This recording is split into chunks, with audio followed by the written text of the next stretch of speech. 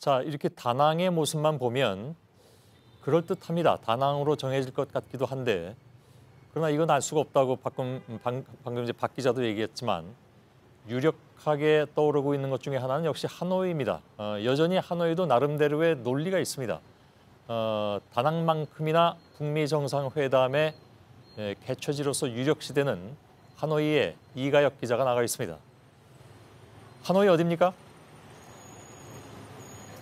네, 이곳 하노이는 앞서 박현주 기자가 있던 다낭에서 북쪽으로 760km 정도 떨어진 곳에 있습니다.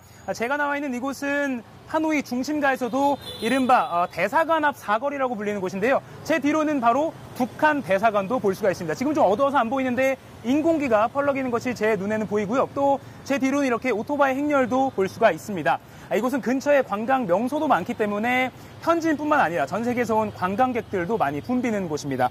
저희가 공항에서부터 북미 정상회담에 대한 관심을 좀 느낄 수가 있었습니다. 저희 취재진들이 갖고 온 장비를 보고 북미 회담 때문에 왔느냐 이렇게 묻는 공항 관계자들도 있었습니다. 점차 관심도가 조금씩 커지고 있다 이렇게 볼 수가 있겠습니다. 예. 아무튼 아직까지는 모르겠지만 하노이 얘기를 들어보면 또 하노이일 것 같기도 하고 뭐 그렇습니다. 이가혁 기자가 북한 대사관 관계자를 만날 수 있었다고요? 네, 지금 제 뒤에도 지금 공안 대원이 있는데요. 베트남 공안 대원이 워낙 좀 가까이 가는 것은 막아서 저희가 대사관 문을 이렇게 두드릴 수는 없었습니다. 다만 저희가 오랜 시간 좀 기다린 끝에 대사관 안에서 나오는 북한 사람을 직접, 북한 직원을 직접 만나볼 수가 있었는데요. 한국에서 온 기자입니다. 이렇게 밝히니까 처음에는 조금 깜짝 놀라는 표정을 짓기도 했습니다. 질문에는 말을 좀 아꼈지만 점차 옅은 미소도 보이고 비교적 친절한 태도를 보였는데요. 당시 상황을 보시겠습니다. 예. 평양에서 특별히 준비하러 오신 분 계세요? 없습니다. 그럼 다낭인지 하노이인지 그게 너무 궁금해서 남쪽에서는 우리는 하나도 모릅니다. 모르세요? 네. 통보 받으신 것도 없고? 네, 없습니다. 대사님은 안에 혹시 계신가요? 없습니다. 나갔습니다. 예, 잘 들었습니다.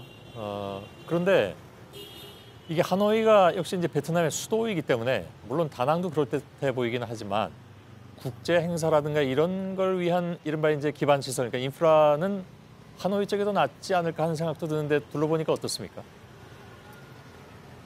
네, 뭐 그렇게 볼 수도 있습니다. 하노이에서 만약에 북미 회담이 열린다면 북미 회담 장소로 가장 유력하게 거론되는 곳이 국립 컨벤션 센터, 이곳이 대표적입니다. 하노이 공항에서는 차로 한 40분 정도 걸리는 거리인데요.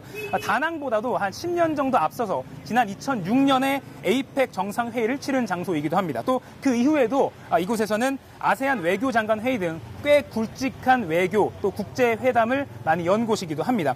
문재인 대통령이 지난해 베트남을 국빈 방문했을 때 묵었던 호텔도 바로 이 컨벤션 센터 바로 옆에 붙어 있습니다. 예. 또 여길 중심으로 차로 한 10분 정도 가면 미국 대사관이 있고 20분 정도 가면 바로 이곳 북한 대사관도 있습니다. 예. 자, 북한이 다낭보다는 하노이를 희망한다는 얘기는 그동안에 여러 차례 나왔습니다. 그 이유가 뭐 북한 대사관이 있기 때문이다 이런 얘기가 나오긴 했는데 그것만 가지고 모든 것이 설명되는 건 아닙니다. 미국도 거기 대사관이 있으니까요, 물론. 북한이 하노이를 선호하는 이유는 뭐 다른 건 뭐가 있을까요?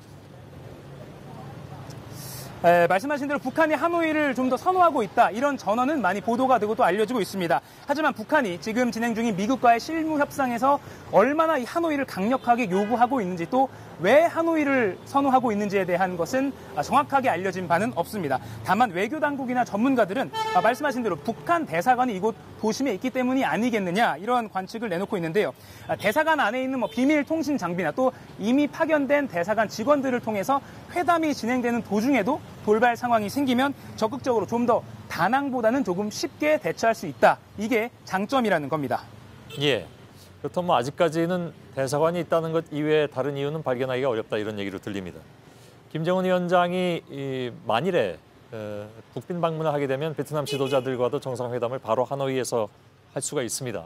현지에서 그런 전망이 혹시 나오고 있습니까?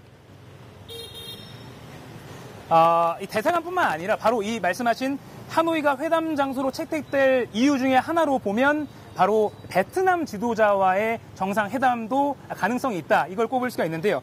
김 위원장이 트럼프 미국 대통령과의 회담 전후로 이곳 베트남 주석이나 아니면 당석이나 총리 등 이 고위 지도자를 만날 수도 있다. 그러니까 북미 회담뿐만 아니라 북배 회담이 성사될 가능성도 있다. 이런 관측이 나오고 있기 때문입니다. 이게 성사될 경우에는 주석궁이나 총리 관저 공간이 있는 이곳 하노이를 김정은 위원장이 어떤 식으로든 방문할 수밖에 없다. 이런 가능성이 점점 나오고 있습니다. 예. 저 이가혁 기자는 오늘 다낭에서 하노이까지 비행기를 타고 갔죠?